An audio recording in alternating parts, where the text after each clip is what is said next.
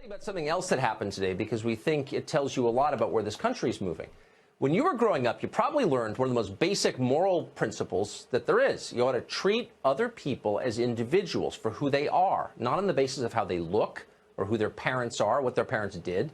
You ought to judge people for what they do and what they say, for the choices they make. That was a good principle. We haven't always followed it as individuals or as a country, but we ought to try to follow it as best we can, our hardest, because bigotry diminishes and hurts people. It's pretty simple.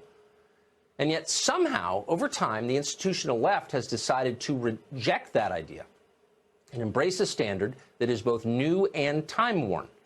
You may have assumed that race guilt, collective punishment, moral purity based on bloodline, you thought those were discredited ideas, creepy relics of a darker time. It turns out they're not. It turns out the New York Times wholeheartedly embraces those ideas. So does much of the left. Yesterday, the Times announced it was hiring a woman called Sarah Jeong to write about technology for the paper. Within hours, readers discovered Jeong's Twitter feed, which she had not bothered to delete, apparently because she was not embarrassed by it. Judging by what she wrote on Twitter, Sarah Jeong is an angry bigot, and not in a subtle way. Here are some examples of her tweets. Quote, "Oh man, it's kind of sick how much joy I get out of being cruel to old white men." Another, quote, "Dumbass effing white people marking up the internet with their opinions like dogs peeing on fire hydrants." Another, quote, "Hashtag cancel white people." At one point, Jeong tweeted a crude graph claiming that as whiteness increased, so did awful. Later, she said that white people smell like dogs. Here's another one, quote, "White people have stopped breeding. You'll all go extinct soon. That was my plan all along." Wow. I'm just shocked. Like, so wait, is she living in America? Or is she looks Asian, right? So I'm not sure if she's American-born Asian or she's from Asia. Like, how you just bold-faced and then you're trying to get a job? Where? You didn't bother to delete none of this. Unbelievable. And on and on. Wow. Well, people are getting fired for far less than this across corporate America right now, but the New York Times decided to double down on Sarah Jeong's behalf. Here's part of the statement the paper sent out about her. Quote, "Jeong's journalism and the fact she is a young Asian woman have made her a subject of frequent online harassment. For a period of time, she responded to that harassment by imitating the rhetoric of her harassers." In other words, it's not her fault. White racism caused Sarah Jeong's racism against white people. She's the victim here, Harvard graduate, oppressed person that she is. Some of Jeong's many defenders in the press accused her critics of taking her tweets out of context, but that's not true. We checked. There's no context for these tweets. Sarah Jeong was furious at an entire race of people, and she said so on Twitter. You'd think somewhere on the left, the last responsible person would be cringing at all of this. It's all so ugly and awful. In an earlier time, it would be considered indefensible, but modern progressives are happy not simply to defend it, but to attack anyone who questions the joy that Sarah Jeong derives from being cruel to white men. Lydia Palgreen, the editor-in-chief of HuffPo, who is widely regarded by her peers as a moron, announced that criticism of Jeong is, quote, "part of a deeply troubling trend of far-right agitators trying to get journalists fired." Far-right agitators, okay. But actually, we're not... Two wrongs still don't make it right, even if you was getting harassed. So instead of you being like the bigger person, trying to set an example, you decided to sink to their level. Now, how does that make anything right?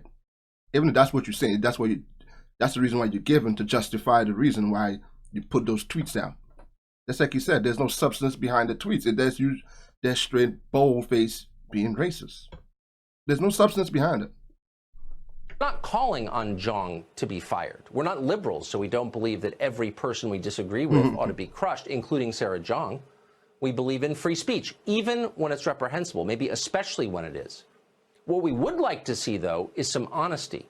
Let's all stop lying for a minute. What Sarah Jeong said was wrong, but it was only shocking because she expressed it so clearly. In point of fact, her views are commonplace in the American establishment, maybe universal. Try to find a single government bureaucrat or college administrator or head of corporate HR who disagrees with the idea that people should be judged by the color of their skin and that some races are more virtuous and deserving than other races. They all think that, every one of them. And yet, remarkably, these very same people are the quickest to cry racism at the slightest provocation or for no reason at all. They think of themselves as arch enemies of racism. They get tattoos on their arm telling you that, and yet they're its chief purveyors. Deep, deep irony. How do they do that? Well, simple. They redefine the term. As Vice.com succinctly put it a couple of years ago, quote, "It is literally impossible to be racist to a white person."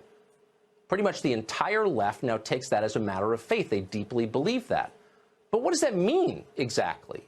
Is there really an entire race of people so repulsive, so morally repugnant that it is, quote, literally impossible to wrong them? You could do anything to people like that and not feel bad about it. In fact, why wouldn't you? They deserve it. They're not really human. That's the attitude. It's not hard to guess where ideas like that wind up. We've seen it. All of us should be afraid of it. All of us, regardless of color. There are plenty of examples in history of what happens when people start thinking this way. And they're all sad. It's awful. And yet this is the mindset the left has imposed on our country. It's an attitude designed to dehumanize the individual, to erase what makes each of us interesting and distinct and vital, and reduce us to faceless members of a group. It's totalitarian. We ought to resist it with everything that we have.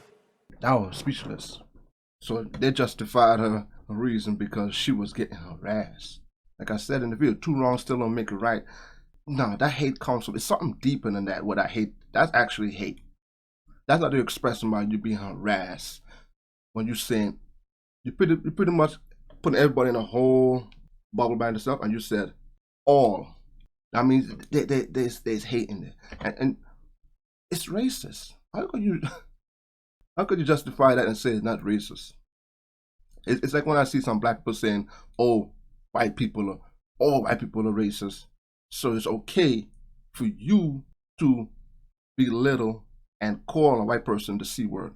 You guys know what I'm talking about. I'm not sure YouTube might, you know what YouTube is. So you could call a white person the C word and feel like you're justified to do that. But the minute they call you the N word, you want to fight. You want to shoot. You want to hurt somebody. Like, how do you feel entitled to think that you could just be racist to all white people? Like they should answer for what their ancestors did in the past. And she was very bold. How you applied for a job and you know what you have on your social media. You know they're going to check, especially those type of jobs. They're checking on your social media. Unless someone decided to look over it. Because you know, that's like what you said, the left said that's like how they justify her behavior, which was wrong. Like I said, two wrongs to make it right. You can't bring yourself down. The only thing that's going to conquer hate is love. Point blank, period. You can't fight hate with hate. It does not end well. It does not end well. You're better off ignoring, blocking. That's what I do sometimes in the comments. I just block.